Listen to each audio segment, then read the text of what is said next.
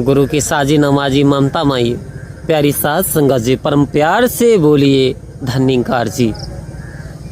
आश्चर्य तो इतना हुआ और इतना बड़ा आश्चर्य कि देख करके आंखें की फटी रह गई, सोचने पे मजबूर हो गया।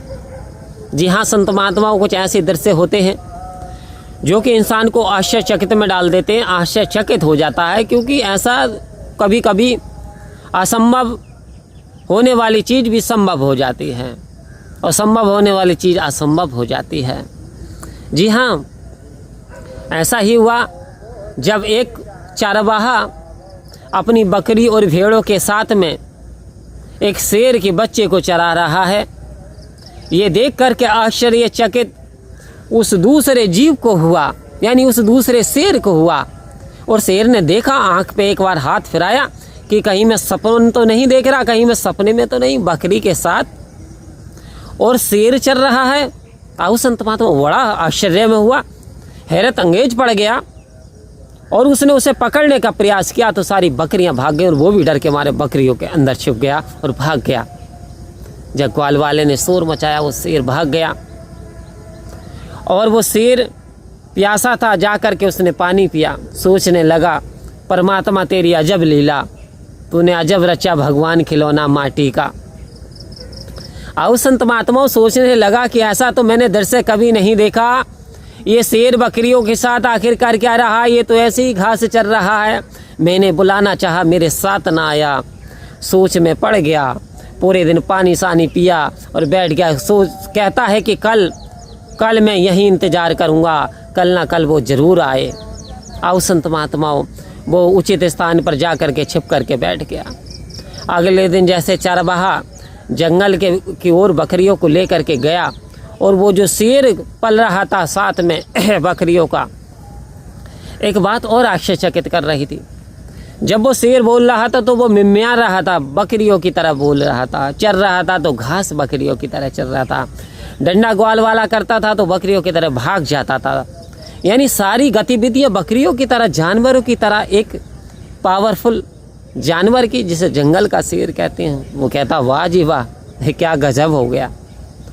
प्रयास में लगा रहा, देखता रहा और जब बकरी दूर गई, वो 2-4 बकरी रह गई, वो उसे उठा करके ले गया और ले जा करके वो घबराने लगा। वो शेर उस दूसरे शेर को देख करके घबराने लगा, कहता, हाथ जोड़ के, तू मुझे मत खाना भाई, तू मुझे मत खाना, मुझे छोड़ दे, मेरा क्या दोष है। कहते हैं कि तेरा दोष यही है कि तू अपने आप को भूल गया, तू कौन है। कहते, मैं कौन हूँ, मैं तो एक बकरी हूँ, बकरियों के साथ रहता हूँ, बकरियों के साथ चारा चरता हूँ और मैं तो एक बकरी ही हूँ। अच्छा, बकरी है, बोले दहाड़, तो दहाड़ रहा तो मैं आ रहा, मैं कर रहा, मैं। अरे भाई, वास्तव में ये तो पूरी तरीके से बकरी बन गया। अब उसने कहा, एक बात सुन, मैं तुझे कोई हानि नहीं, कष्ट नहीं पहुँचाऊंगा, भागना मत, जरा इधर देखना पानी की तरफ। एक तरफ शेर, दूसरा खड़ा हुआ और जब इसे खड़ा किया पानी में तो दोनों सेम। देख करके इसे थोड़ी सांस आई।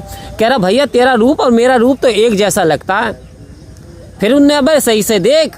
जब उसने सही से देखा तो बिल्कुल सेम सारी वस्तुएं। कहते, फिर जैसे मैं दहाड़ूं ऐसे दहाड़ूं, क्योंकि तू मेरा भाई तो है। तूने अपने आप को यानी जानकारी हासिल नहीं की, तू अपने आप की जानकारी नहीं पता तुझे, तू कौन है। अरे तू तो खुदा का शेर है। जैसे उसने दहाड़ा, उसने भी दहाड़ना शुरू कर दिया। दहाड़ने गिराने लगा, बकरियां सारी भाग गईं। अब संत महात्माओं, कहने का क्या तात्पर्य है, ये जो मनुष्य है अपने आप को रामलाल, श्यामलाल, प्रजापति, ये जो समझ रखा है, सीताराम, गोविंद राम, पन्नूलाल, लल्लूलाल, जो भी इसने समझ रखा है, इस जीवात्मा ने वास्तव में ये जीव नहीं है, वास्तव में ये साधारण मनुष्य नहीं है। ये तो परमात्मा की वो सर्वश्रेष्ठ रचना, सर्वश्रेष्ठ शक्ति है, जिसके आगे कायनात की हर वस्तु नाचती है। लेकिन फिर भी वक्त आता है तो परमात्मा का धन्यवाद नहीं देते, परमात्मा पे उंगली उठाना शुरू कर देते हैं, परमात्मा में दोष निकालना शुरू कर देते हैं। क्योंकि समय के सद्गुरु जीवन में आए नहीं, आँख से पर्दा हटा नहीं, तो बात वही कि निकट हो तो सूझत नहीं, भृग दरियासी जिंद और तुलसी इस संसार को भयो मोतिया बिंद। कह रहे जब सद्गुरु नहीं मिला तो परमात्मा तो बहुत करीब है, शिरोमणि गोस्वामी तुलसीदास जी रामचरितमानस में स्पष्ट कर रहे हैं, निकट हो तो सूझत नहीं, पास हो तो वो एहसास नहीं है।